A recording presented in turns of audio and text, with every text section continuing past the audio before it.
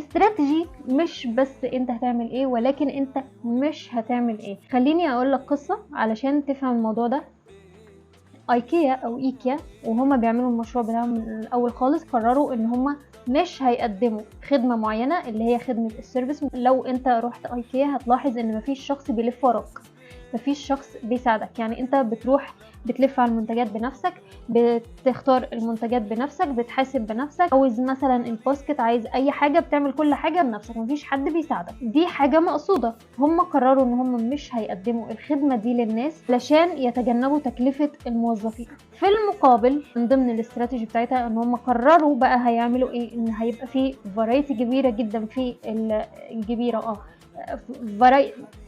ان في تنوع كبير في المنتجات بتاعتهم، وهتبقى بجودة كويسة، السعر افوردبل لمعظم الناس، وفي ويب سايت وفي اب تقدر تشتري من عليه. هم قرروا هيعملوا ايه، وقرروا هيستغنوا عن خدمة معينة.